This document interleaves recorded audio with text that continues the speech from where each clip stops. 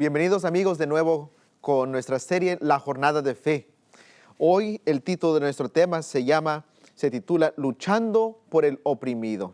Sabes, en la vida hay varias personas que sufren sin ser culpables. Puede ser un niño que sus padres están en pleito, se terminan divorciando y los niños no tienen la culpa. Puede ser una persona que va rumbo de regreso a la casa, quizás va al trabajo y alguien que está ebrio choca y fallece la persona. Puede ser que alguien pierde un ser querido en algún accidente y varias personas están sufriendo sin culpa de ellos. En la Biblia vemos que un pariente de Abraham también está en medio de ser oprimido, de estar cautivo. Nada había hecho él. Sin embargo, nos deja saber esta historia que Abraham va para poder rescatar al oprimido y lucha por él. Esta historia se encuentra ahí en el libro de Génesis, el capítulo 14. Pero antes de leer ahí, les invito a inclinar su rostro y tener una oración. Padre, tú nos has prometido en tu palabra que nos guiarás en toda verdad a través de tu Espíritu Santo. Nos prometes que si pedimos, Señor, por tu Espíritu Santo, que tú nos lo darás. Señor, eso es lo que pedimos, que nos envíes tu Espíritu Santo, que Él sea nuestro guiador, nuestro maestro en este momento. Que nos abra los ojos, Señor, que nos traiga, Señor, en un punto de realización de tu palabra, de tu voz directa a nosotros. En el nombre de Jesús te lo pido. Amén. Dice la palabra de Dios lo siguiente, Génesis 14, del versículo 8 al 16, lo siguiente. Y salieron el rey de Sodoma, el rey de Gomorra, el rey de Adma, el rey de Seboim y el rey de Bela, que es Zoar, y ordenaron contra ellos batalla en el valle de Sidim, esto es, contra Kedorlaomer, rey de Elam, Tidal, rey de Goim, Amrafel, rey de Sinar, Arioc, rey de Elazar, 4 reyes contra 5. Y el valle de Sidim estaba lleno de pozos de asfalto. Y cuando huyeron el rey de Sodoma y el de Gomorra, algunos cayeron allí, y los demás huyeron al monte, y tomaron toda la riqueza de Sodoma y de Gomorra, y todas las provisiones, y se fueron. Tomaron también a Lot, hijo del hermano de Abraham, que moraba en Sodoma, y sus bienes, y se fueron. Y vino uno de los que escaparon, y lo anunció a Abraham el hebreo, que habitaba en el encinar de Mamre, el amorreo, hermano de Escol, y hermano de Aner, los cuales eran aliados de Abraham. Oyó Abraham que su pariente estaba prisionero, y armó a sus criados, los nacidos en su casa, 318, y los ungió y los siguió hasta Dan. Y cayó sobre ellos de noche, él y sus siervos, y les atacó, y les fue siguiendo hasta Obal al norte de Damasco, y recobró todos los bienes, y también a Lot su pariente, y sus bienes, y las mujeres, y demás gente. Miramos aquí que Abraham, su fe no era una que le temía a esta situación. Obviamente creemos, como ya hemos dicho anteriormente, que Abraham al hacer esas decisiones, él se ponía primero a orar, a buscar la voluntad de Dios, mirando que su sobrino, igual con varios otros, estaban oprimidos.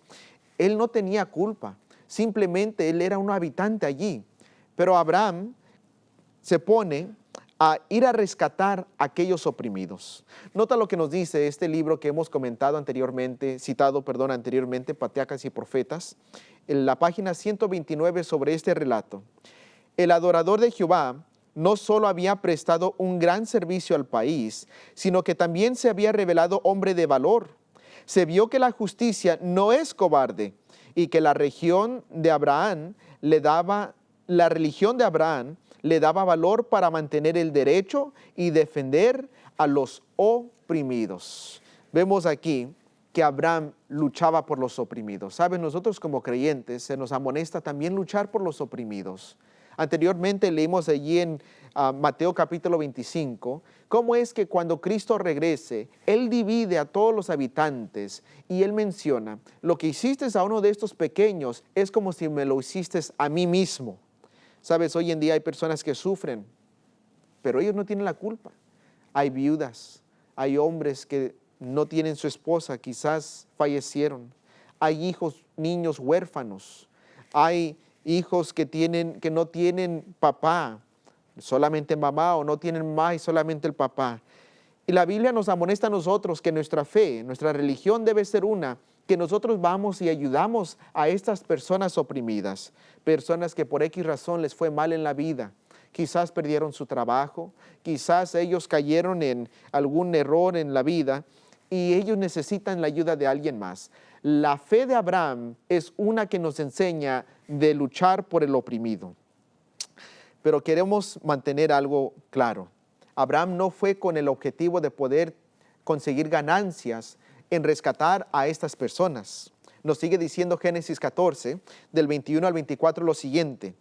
Entonces el rey de Sodoma dijo a Abraham, dame las personas y toma para ti los bienes. Y respondió Abraham al rey de Sodoma, he alzado mi mano a Jehová Dios Altísimo, creador de los cielos y de la tierra, que desde un hilo hasta una correa de calzado, nada tomaré de todo lo que es tuyo, para que no digas, yo enriquecí a Abraham, excepto solamente lo que comieron los jóvenes, y la parte de los varones que fueron conmigo, Aner, Escol y Mamre, los cuales tomarán su parte. Sabes, antiguamente era conforme a las leyes de guerra, que el botín pertenecía a los vencedores. Pero Abraham en este momento, él había claramente mencionado que él no quería las ganancias, que él solamente quería librar al oprimido, específicamente a su pariente Lot. Ese mismo libro, Patriarcas y Profetas, nos da otra cita en la página 129, donde comienza diciendo que muy pocos harán lo mismo que Abraham. Nota lo que nos dice esta cita. Muy pocos, si fueran sometidos a la misma prueba, se hubiesen mostrado tan nobles como Abraham. Pocos hubiesen resistido la tentación de asegurarse tan rico botín. Su ejemplo es un reproche para los espíritus egoístas y mercenarios. Sabes, hoy en día desafortunadamente han habido, no solamente hoy en día, pero a través de la historia, países que se dicen luchar por los oprimidos. Pero su objetivo no es necesariamente rescatar a los oprimidos, sino que es sacar ganancia de ciertas guerras. Y es triste hoy en día porque eso realmente es un motivo egoísta. Intentando de hacer el bien con un motivo egoísta, en fin viene causando mucho daño. Pero en el caso de Abraham, él claramente menciona, aquí mi objetivo es solamente de librar a mi pariente. ¿Sabe? La Biblia nos presenta que hubo otra guerra donde varios parientes, descendientes de Abraham, también fueron oprimidos. En otras palabras, fueron esclavos, también capturados, como en el caso de Lot. Pero esto a nivel mundial. Me gustaría comenzar allí en el libro de Apocalipsis capítulo 12, el versículo del 7 al 9. Encontramos una guerra que sucede mucho antes de la guerra que acabamos de leer allí en Génesis. Nos dice Apocalipsis 12, del 7 al 9, lo siguiente. Después hubo una gran batalla en el cielo. Miguel y sus ángeles luchaban contra el dragón, y luchaban el dragón y sus ángeles, pero no prevalecieron, ni se halló ya lugar para ellos en el cielo.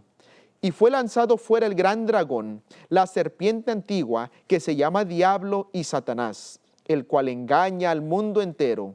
Fue arrojado a la tierra, y sus ángeles fueron arrojados con él. Vemos que hubo una batalla en el cielo también. Y en esta batalla vemos también dos lados, igual como en la historia de Abraham, allí en Génesis. Pero miramos aquí que el dragón es lanzado y él se va a la tierra. Y es interesante que una vez allí en la tierra, como no pudo vencer a Dios en el cielo, él intenta hacerle la vida imposible atacando a sus hijos aquí en la tierra. Nota lo que nos dice el libro de Génesis capítulo 2, una advertencia que Dios le da a Adán para que él le comunicase a su esposa también en relación a un peligro que existía aún en la perfección. Génesis capítulo 2, versículos 16 y 17 dice lo siguiente. Y mandó Jehová Dios al hombre diciendo, de todo árbol del huerto podrás comer, mas del árbol de la ciencia del bien y del mal no comerás, porque el día que de él comieres, ciertamente morirás. Este mandato de Dios es directo, es muy claro. Mira, tú puedes comer de todo lo que te guste. La libertad para la raza humana era grande, porque Dios nos da gran libertad. Satanás siempre quiere hacer que Dios es un Dios con demasiadas restricciones, que no puedes divertirte, no puedes disfrutar la vida cuando tú sigues a Dios. Así le dejó saber a Eva, ¿acaso Dios ha dicho no puedes comer de ningún árbol? Pero aquí claramente Dios dice, puedes comer de cualquier árbol del huerto. En otras palabras, Dios nos da gran libertad. Y aquellas restricciones, amonestaciones, mandatos que Él nos da es para tu propio bien. Porque dice, mas del árbol de la ciencia del bien y del mal no comerás, porque el día que de él comieres, ciertamente morirás. El Señor nos deja saber claramente que desobediencia a sus principios va a traer consecuencias negativas. Y obviamente Satanás le dice a la serpiente, no morirás, dejándote saber o pensar una mentira. Él quiere que tú creas que sea una verdad, y eso es, si tú haces esta cosa pequeña, sí es un poco en contra de los principios de Dios, o claramente es en contra de los principios de Dios, pero se siente tan bien, tan dulce, te vas a divertir, te la vas a pasar de maravilla, pero no te dice las consecuencias. Nosotros sabemos que el hombre piensa que cierto camino es correcto, pero nosotros sabemos su fin conforme a lo que nos dice aquí la palabra de Dios, que es muerte. Ciertamente morirás.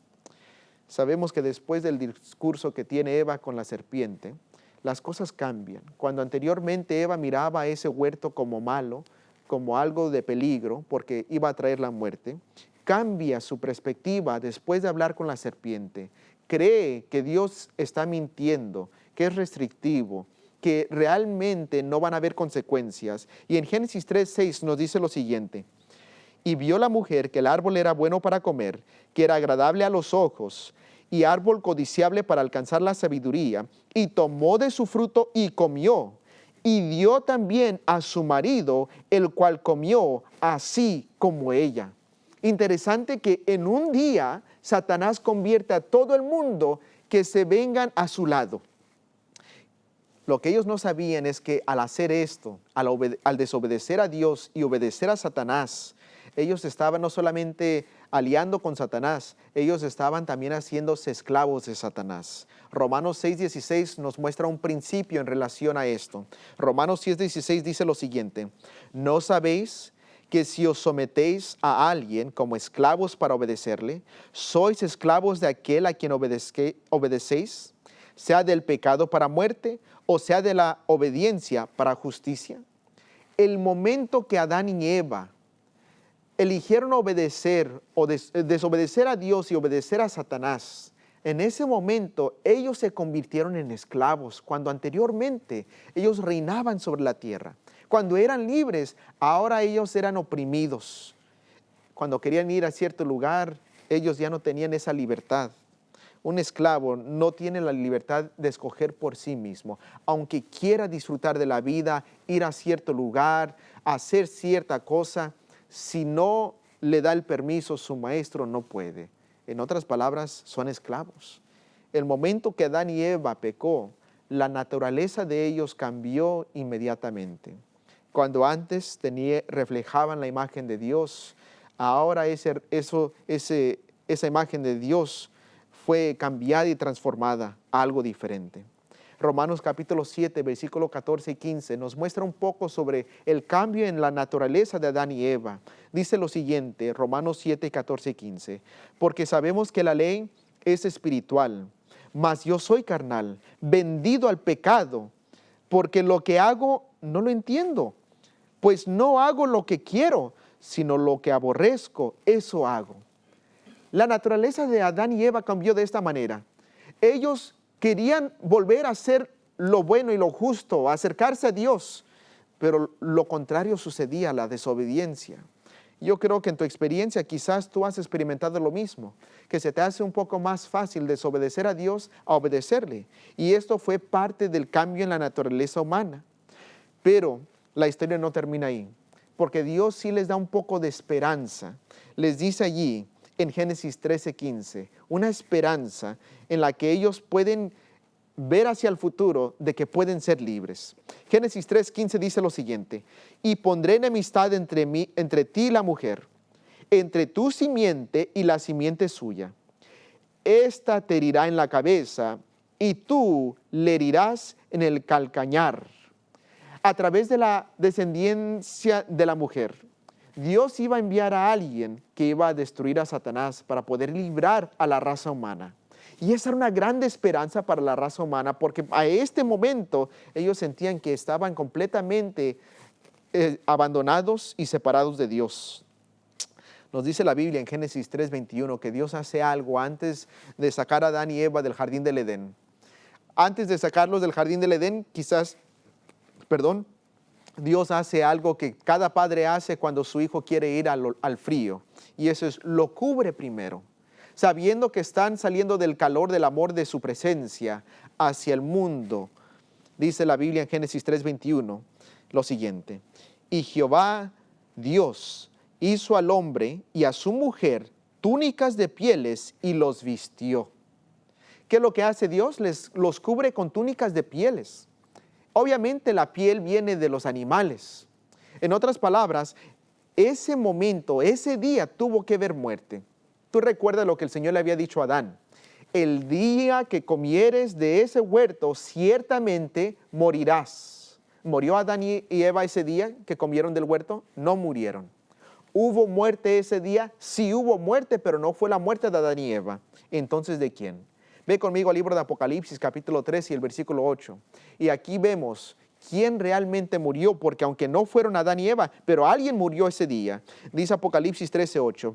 Y lo adoraron todos los moradores de la tierra, cuyos nombres no estaban escritos en el libro de la vida del Cordero, que fue inmolado desde el principio del mundo. El mismo día que Adán y Eva pecaron, yo me imagino que ellos no querían morir. Y yo estoy seguro que Dios tampoco quería que ellos murieran. En ese mismo día, Jesucristo se ofreció como sacrificio de Adán y Eva. Y dice: yo moriré en su lugar. Yo tomaré su culpa. Yo seré quien rescate a estos que han sido oprimidos. Y nos deja saber la Biblia en San Juan capítulo 1, versículo 29 lo siguiente. San Juan 1, 29. El siguiente día vio Juan a Jesús que venía a él y dijo: he aquí el Cordero de Dios que quita el pecado del mundo. Ese mismo día que Adán y Eva pecaron, cargando con sí no solamente el pecado, pero la culpa del pecado en su conciencia y en su ser. Ellos merecían morir frente a la ley de Dios, porque habían quebrantado el mandamiento de Dios. Sin embargo, ellos no murieron ese día. Los corderos murieron, uno por Adán, otro por Eva. ¿Por qué murieron los corderos? Porque ahora los corderos tenían el pecado. Ese mismo día Dios estableció el servicio de sacrificios, enseñándole a Adán y Eva que cuando ellos quisieran perdón, tenían que reconocer que Jesucristo iba a venir a morir por ellos en su lugar. Y ellos tenían que confesar su pecado sobre el Cordero, así pasándole su culpa al inocente que representaba a Jesucristo. Y tenían ellos mismos que degollarlo para que ellos supieran que la paga del pecado es la muerte, y ellos eran culpables ahora de la muerte de Dios. Pero eso les trajo alivio, les trajo esperanza y libertad.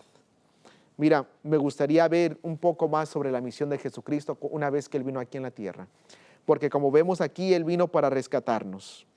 En San Lucas capítulo 4, versículos 18 y 19, estando Él allí en la sinagoga, dice lo siguiente Jesucristo: el Espíritu del Señor está sobre mí, por cuanto me ha ungido para dar buenas nuevas a los pobres. Me ha enviado a sanar a los quebrantados de corazón, a pregonar libertad a los cautivos y vista a los ciegos, a poner en libertad los oprimidos, a predicar el año agradable del Señor. Jesucristo, ¿con qué propósito vino? Él vino a rescatar a los oprimidos. ¿Quiénes son ellos? Tú y yo.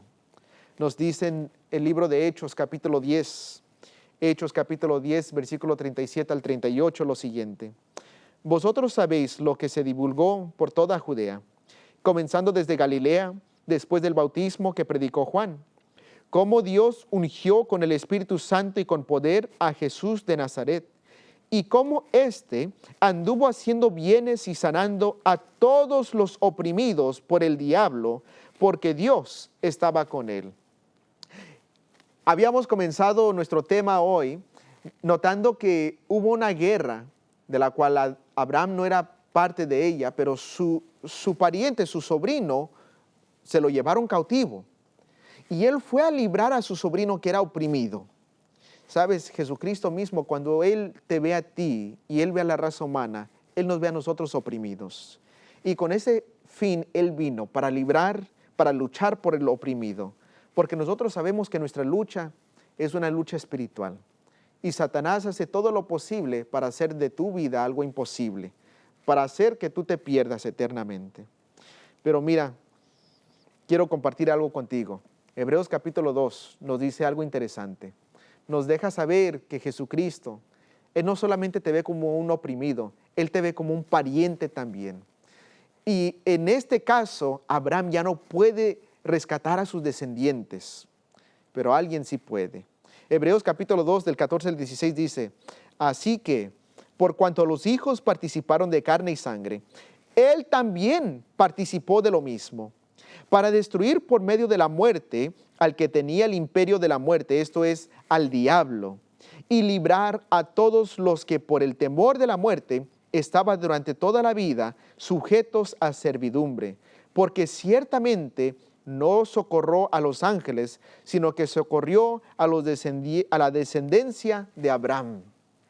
La Biblia aquí nos muestra que Jesús no solamente vino a morir por nosotros, Él vino a hacerse como uno de nosotros para poder ser pariente nuestro.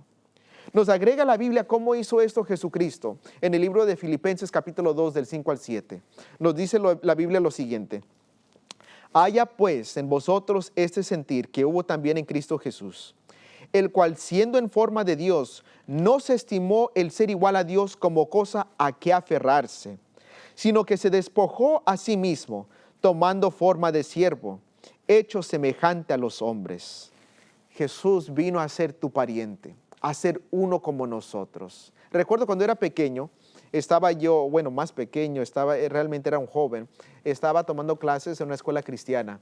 Y recuerdo estar sentado allí en esa clase, yo ni siquiera quería estar ahí, odiaba las cosas de Dios, odiaba la iglesia. Y la maestra comenzó a hablar sobre la vida de Jesús y cómo Él, aun siendo Dios, era también ser humano.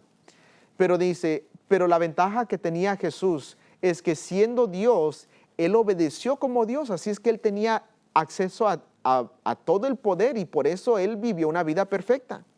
En ese momento, aunque yo no creía, se puede decir, en Dios, ni quería las cosas de Dios, me puse a pensar, entonces Dios es bastante justo, porque Él a mí me pide que yo sea obediente y Él mismo no puede ser obediente siendo humano como yo.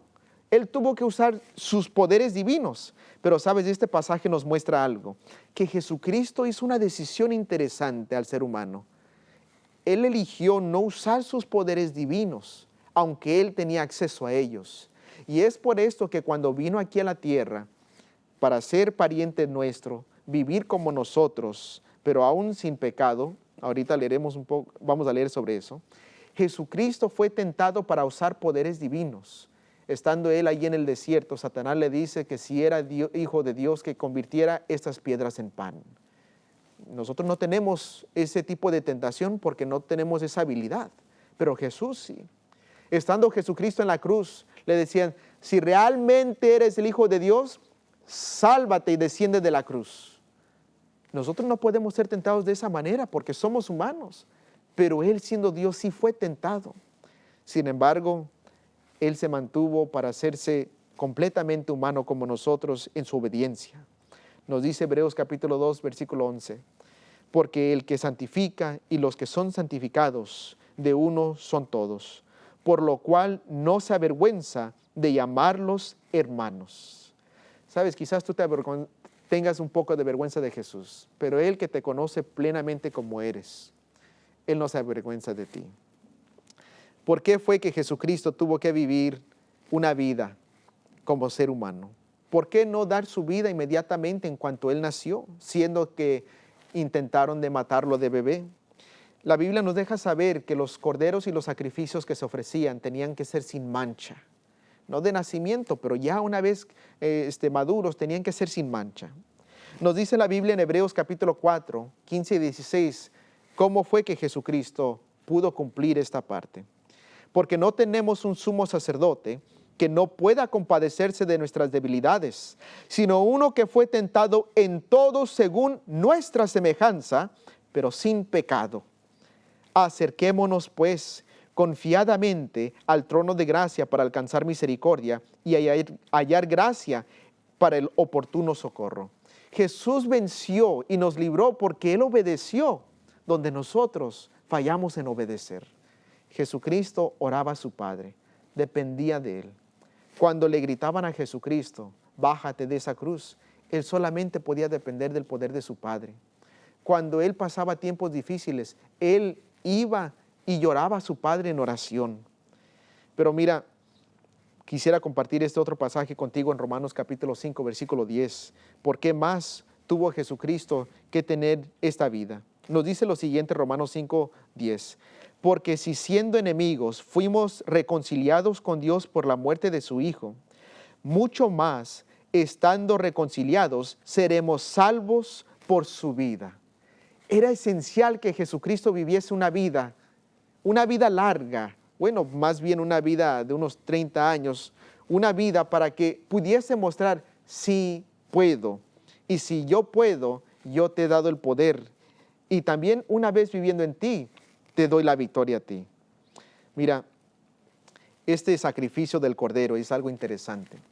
Antiguamente, los sacrificios de los corderos, los israelitas eran pastores, y muchas veces ellos eran como sus mascotas. Y cuando traían una ofrenda, era una ofrenda que era parte de la familia. Es como decir que el Señor te dijese a ti, tú pecaste, mereces morir. ¿No quieres morir? Entonces trae tu mascota. Trae a tu mascota y trae a sacrificarla. Porque así como tú amas a esa mascota, yo he dado mi hijo por ti, para que tú puedas tener la oportunidad de vida. Mira, Cristo viene pronto, pero hoy en día Él ya ha pagado el precio para los oprimidos. Él ha luchado para comprar tu libertad. ¿No te gustaría decir al Señor, Señor, yo quiero tomar quiero tomar ese sacrificio, sino que esa vida victoriosa de Cristo Jesús?